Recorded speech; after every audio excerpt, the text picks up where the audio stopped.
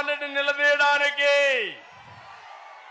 నేను అడుగుతున్నా. ఒకప్పుడు నేనున్నప్పుడు ఎంత ఉంది తమ్ముళ్ళు రేటు? 60 రూపాయలు అవునా కాదా? ఇప్పుడు రేట్ ఎంత? 200 అవునా కాదా? ఒక క్వార్టర్ వేసుకుంటే 140 రూపాయలు ఆంఫాట్. రెండో క్వార్టర్ వేసుకుంటే 300 రూపాయలు. గోయిందా గోయిందా. అది తాగితే మీ ఆరోగ్యం ఏమవుతుంది? కడుపులో మంట వస్తా ఉందా లేదా? చాలా మంది హాస్పిటల్ పాలయ్యారా లేదా? కొంతమంది అనారోగ్యం చనిపోయారా లేదా? అంటే ఒక దురాశ పరుడు మీ జీవితాలతో ఆడుకొని ఆడబిడ్డల తాడిబొట్టు తెంచేసిన దుర్మార్గుడు ఈ ముఖ్యమంత్రి అని చెప్పి కూడా నేను మీకు తెలియజేస్తున్నా. ఇంకో మాట మాట్లాడుతున్నాడు, విశ్వసనీయత గురించి మాట్లాడుతున్నాడు. తమ్ముళ్ళు, విశ్వసనీయత ఉందా ఈ ముఖ్యమంత్రికి? పరిశీలిద్దామా లేదా? నేను అడుగుతున్నా. ఎన్నికల ముందు ఏం చెప్పారు మీరు? ప్రత్యేక హోదా తెస్తాను, కేంద్రం మెడలు వంస్తాను చెప్పాడా లేదా? వంచాడా కేంద్రం మెడలు? కాదు, మెడలు దించాడు. అంటే అది నీ విశ్వసనీయత. నేను అడుగుతున్నా, 5 ఏళ్లలో కేంద్రం నుంచి 1 రూపాయి తెచ్చాడా మన కోసరం? ఎంతో పైన నీ వ్యక్తిగత కేసులు తప్ప ఏదీ లేదు. మద్యపాన నిషేధం అమలు చేసిన తర్వాతనే ఓటు అడగతా, లేకపోతే నేను ఓటు అడగనన్నాడు. ఇప్పుడు అడుగుతున్నా, ఇది నీ విశ్వసనీయత. 25,000 కోట్ల రూపాయలు మద్యపానాన్ని తాకట్టు పెట్టి అప్పు తెచ్చిన దుర్మార్గుడు ఈ జగన్మోహన్ రెడ్డి అని చెప్పి కూడా నేను మీకు తెలియజేస్తున్నా. ఇది కాకుండా సిపిఎస్ 1 వారం 2 వారాలు రద్దు చేస్తానన్నాడు. ఎన్ని వారాలైన తమ్ముళ్ళు రద్దు చేశాడా అని నేను అడుగుతున్నా. ప్రతి ఏటా జాబ్ క్యాలెండర్, ప్రతి ఏటా మెగా డిఎస్సి ఇవ్వకపోవడం నీ విశ్వసనీయత.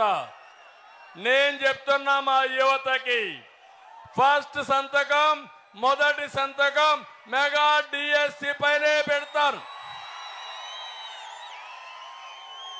మీ ఉద్యోగాలు ఇస్తాను. ఇంకో పక్క తమిళలో ఇక్కడ మీరు అందరూ ఉన్నారు. మార్కాపూర్లో అందరిని అడుగుతున్నా,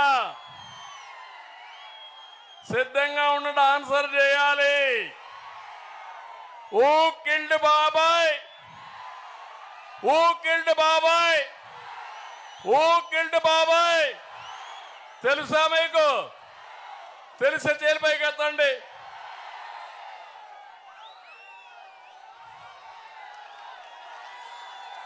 జగన్మోహన్ రెడ్డి తెలియదంట.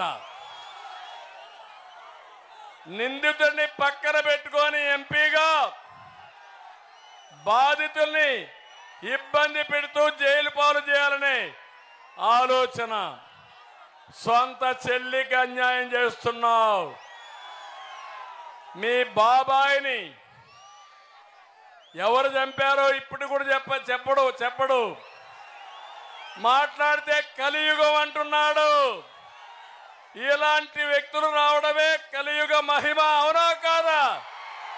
అవునంటే గట్టిగా పట్టుకుని చెప్పండి. అంటే బాబాయిని చంపేవాళ్ళు మనకు కావాలనా? కోడికత్తి డ్రామాలు మీకు కావాలనా? కంటైనర్లో డబ్బులు పంపించేవాళ్ళు మీకు కావాలనా?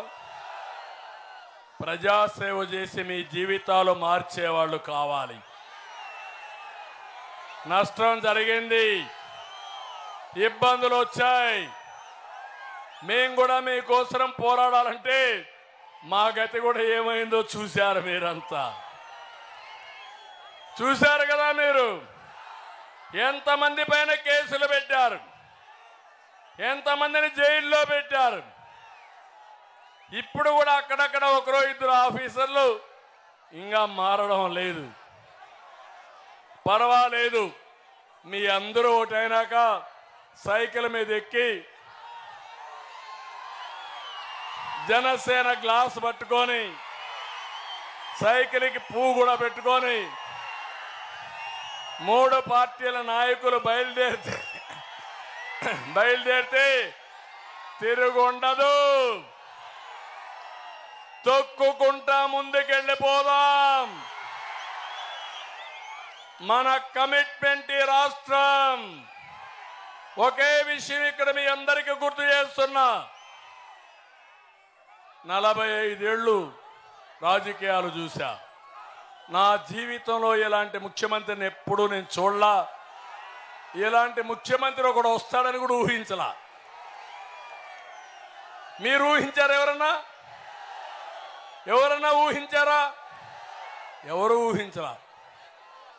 అంటే ఇప్పుడు అంటున్నాడు నేనేదో బీజేపీతో పొత్తు పెట్టుకున్నామని ముస్లింల దగ్గరికి పోయి రెచ్చగొట్టే ప్రయత్నం చేస్తున్నాడు.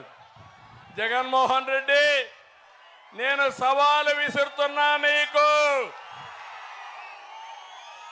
పార్లమెంట్లో కొన్ని బిల్లులు తీసుకొచ్చారు. ముస్లింల బిల్లులు తీసుకొస్తే ఏం తమ్ముడు, ఓటేయకుండా మానేశాడా? సపోర్ట్ చేశాడా లేదా? అక్కడ సపోర్ట్ చేసి ఇప్పుడు నాటకాలు ఆడతావా జగన్మోహన్ రెడ్డి? నేను అడుగుతున్నా, ఈ ముస్లింలకి ఒక్క పని నువ్వు చేసావా? కానీ అబ్దుల్ సలాంని నిర్మోహమాటంగా వేధించి 4 కుటుంబ సభ్యులు ఆత్మహత్యలు చేసుకునే పరిస్థితి తీసుకొచ్చావు. నేను చెప్తున్నా, నా విశ్వసనీయత. ఉర్దూ 2వ భాష చేసింది నేనే, అవునా కాదా? మైనారిటీ సోదరులకు ఫైనాన్స్ కమిషన్ కార్పొరేషన్ పెట్టింది మేమే, అవునా కాదా? హైదరాబాద్లో ఉర్దూ యూనివర్సిటీ, కర్నూలులో ఉర్దూ యూనివర్సిటీ పెట్టిన పార్టీ తెలుగుదేశం, అవునా కాదా? హైదరాబాద్లో ఆజ్ హౌస్ కట్టాం. కడపలో విజయవాడలో విభజన అయిన తర్వాత 2 ఆజ్ హౌస్లు కట్టాం. రంజాన్ తోఫా ఇచ్చాం, దుల్హాన్ ఇచ్చాం. ఇంకో పక్క ఇమాములకి మౌజములకి ఆండ్రోరియం ఇచ్చాం. మీకు 3 లక్షల రూపాయలు ఆర్థిక సహాయం చేసి 1 లక్ష రూపాయలు సబ్సిడీ ఇచ్చిన పార్టీ తెలుగుదేశం పార్టీ. విదేశ విద్య ముస్లింల కోసం పెట్టిన పార్టీ తెలుగుదేశం పార్టీ. దగ్గర 30,000 మందికి పెళ్లిళ్లు చేసిన పార్టీ తెలుగుదేశం పార్టీ. ఇప్పుడు అడుగుతున్న జగన్మోహన్ రెడ్డి, 5 ఏళ్లలో మా మైనారిటీ సోదరులకు ఒక్క పని చేశావా నువ్వు? మార్కాపూర్లో నేను సవాలు విసురుతున్నా, సమాధానం చెప్పు. తెలుగుదేశం పార్టీ ఏదైతే మా జట్టు కానీ మేమందరం ఎవరైతే ఉన్నామో మా కలయిక మా కోసం కాదు, ఈ రాష్ట్రం కోసం. ప్రజలు గెలవాలి. ప్రజలు గెలవాలంటే ఈ కూటమి గెలవాలి. 13 లక్షల కోట్ల రూపాయలు అప్పులు చేశారు. మళ్ళా మన పిల్లల్ని చదివించుకోవాలి, సాగునీటి ప్రాజెక్టులు కట్టుకోవాలి, రోడ్లు వేసుకోవాలి, పిల్లలకు ఉద్యోగాలు రావాలి. మీ భవిష్యత్తు బంగారు భవిష్యత్తు కావాలి. తెలుగు గడ్డ పైన పుట్టిన ప్రతి ఒక్కరికి న్యాయం చేయడం మా బాధ్యత.